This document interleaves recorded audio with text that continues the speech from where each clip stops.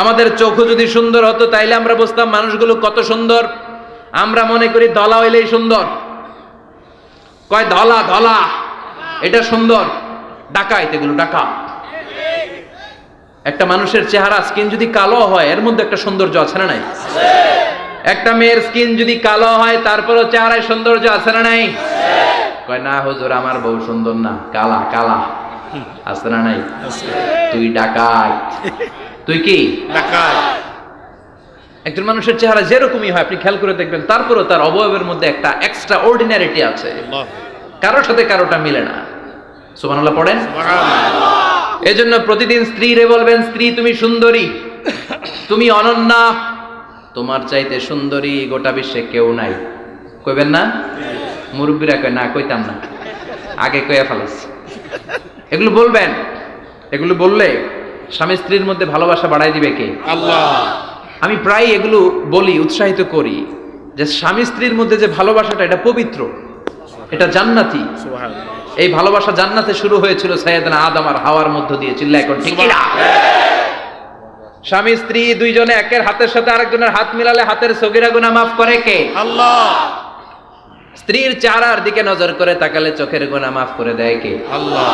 স্ত্রীর জন্য প্রতি মাসে যে খরচ দেন এই টাকাগুলো সদকা দেওয়ার সওয়াব আছে না নাই? আছে। স্ত্রীকে যে দামি দামি ভ্যানিটি ব্যাগ কিনে দেন এইটা তো সওয়াব আছে না নাই? আছে। কক্সবাজারে ঘুরতে নিয়ে গেলে সওয়াব আছে না নাই? আছে। ফুল কিনে দিলে সওয়াব আছে না নাই? আছে। ভালোবাসার গান শোনাইলে সওয়াব আছে না নাই? তোমারে লেগেছে কত যে ভালো, চাঁদ বুঝি তা জানে, রাতেরও আধারে দোসর হয়ে তাই সে আমারে টানে, চাঁদ বুঝি তা জানে। ঠিক কি না? আজকে পারবেন না শোনাইতে রাত্রেবেলা? পারবেন? পারবেন? পোলা পান্ডা কয় পারবো। তো কত বেটা বিয়েই হয় নাই, বিয়ার পরে শোনাইস।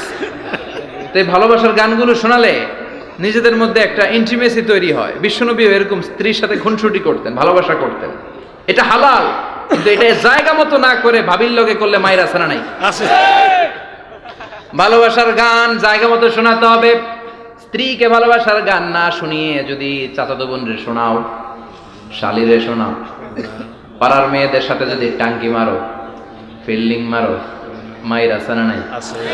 তার মানে জায়গা মতো করলে সব সওয়াব। সুবহানাল্লাহ পড়েন। আর বিয়েটারে সহজ করে দিবেন। আমি তো সব জায়গায় বলি বিয়েটাকে সহজ করে দেন। আমরা বিয়েটারে কঠিন করে ফেলছি। একটা ছেলে এই দেশে 16 থেকে 18 বছর বয়সে ম্যাচিউরড হয়, কিন্তু ওরে বিয়ের পিড়িতে বসায় 32 বছর বয়স। তো বাকি 32 বছর কি আঙ্গুল চুষবে? কথা কন, কি করবে? ও যে পাপ কাজ করে, ও যে পর্নোগ্রাফি দেখে, ও যে মাস্টারবেশন করে, এগুলোর পার্সেন্টেজ গুনাহ মা বাবার আমলনামায় আছে না নাই? মা বাবার এত সহজে পার পেয়ে যাবেন না। ছেলে মেয়েগুলারে সময় হলে বিয়ে দিয়ে দেন। বিয়ের চেয়ে ভালো কাজ পৃথিবীতে আছে? যেই সমাজে বিয়ের খরচ বেড়ে যায় ওই সমাজে জেনার খরচ কমে যায়। বিয়ে করতে লাগে 10 লাখ, জেনা করতে লাগে 500 টাকা। কথা কন। এজন্য জেনাকে সহজ করবেন না বিয়েকে সহজ করবেন? বিয়ের কথা কইলেই পোলারা কয় তুই নিজের পায়ে দাঁড়া। তো এতদিন ও কার পায়ে দাঁড়াইছে? সহজ করবেন তো নোয়াখালীর ভাইয়েরা? আল্লাহ তুমি বোঝার তৌফিক দাও। আমিন। যাদের হৃদয়ে আছে আল্লাহর ভয় তারা কবু পথ ভুলে যায় না। আল্লাহর প্রেম ছাড়া এই দুনিয়ায় কারো কাছে কোনো কিছু চায় না। রাতের আধারে